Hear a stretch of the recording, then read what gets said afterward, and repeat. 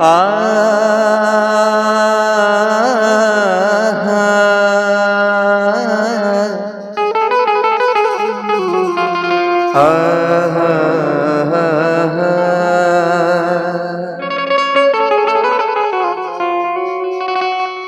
जा भैया, हम लोकगीत गायक संतोष गुप्ता संगम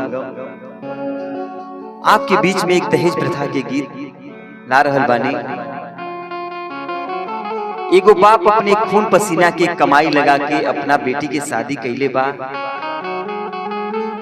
और उ दहेज के लोभी कितना भी दहेज देहला के बाद भी वो लड़की के प्रताड़ित करत तारे, लड़की के मारत बाड़े। अंत समय में वो लड़की के प्राण निकल गए। वो दहेज के लोभी लोग वो लड़की के मार देहले। जब वो बाप अपना बेटी के वो हालत में देखा था तो ओकर करेजा फाट जात बा और वो बाप रोत समय ओकरा दिल से एगो आवाज निकलत बा। आई ये गीत के माध्यम से आपके हम बतावत बानी। वो बाप कहत बा कि जनती जे जारल जइबू आग के दहेज में, पाप नहीं करती है बेटी ससुरा में भेज के, पाप नहीं करती है बेटी। वो पिता कहत बा कि हम तो के कुंवारे रखते अपना घरे रखते, लेकिन ऐसन दहेज के लोभियन के बीच में हम ना भेजती और तुम्हारी हालत ना होखत। आई कहत बा कि जनती जे जारल जइबू आग के दहेज में, जनती जे जारल जइबू आग के दहेज में, पाप नाही करती बेटी ससुरा में भेज के, पाप नाही करती बेटी ससुरा में भेज के, पाप नाही करती बेटी। जनती जे जारल जइबू आग के दहेज में, जनती जे जारल जइबू आग के दहेज में, पाप नाही करती बेटी ससुरा में भेज के, पाप नाही करती बेटी ससुरा में भेज के, पाप नाही करती बेटी।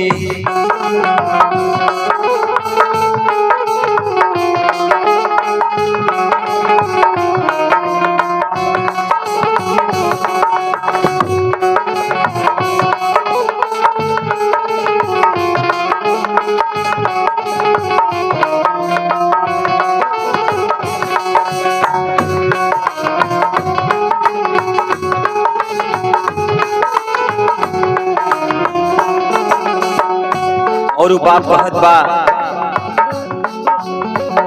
का कहीं बबुनी हो अपना नसीब के, बेटी काहे बन के अइलू घर में गरीब के।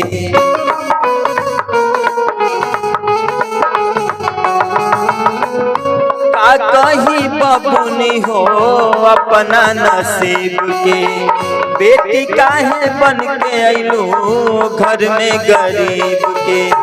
जियते मुआई दिहलू हमरा के तेज के, जियते मुआई दिहलू हमरा के तेज के, पाप नाही करती बेटी ससुरा में भेज के, पाप नाही करती बेटी ससुरा में भेज के, पाप नाही करती बेटी।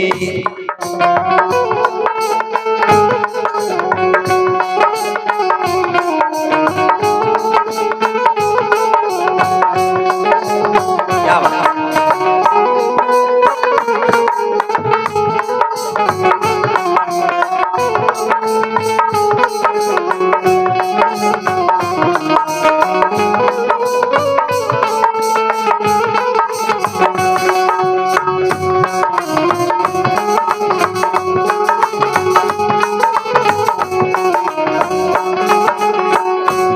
बाप के दिल से आवाज निकलत बा, कहता हे बेटी जितना तू तकलीफ झेले हुईबू, बाप बहुत दुखी बा, कहत बा कटले तू होई पुरनिया बड़ा रे विपतिया, रोवते बीतल होई दिनमा रतिया।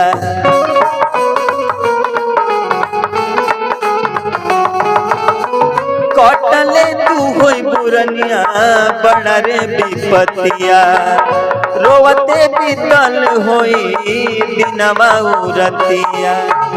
माई कहतिया, माई कही के कुहकल होइबू दुखवा अंगेज के, माई कही के कुहकल होइबू दुखवा अंगेज के। पाप नाही करती बेटी ससुरा में भेज के, पाप नाही करती बेटी ससुरा में भेज के, पाप नाही करती बेटी। जनती जे जादल जैबू आग के दहेज में, जनती जे जादल जैबू आग के दहेज में। पाप नाही करती बेटी ससुरा में भेज के, पाप नाही करती बेटी ससुरा में भेज के, पाप नाही करती बेटी ससुरा में भेज के, पाप नाही करती बेटी।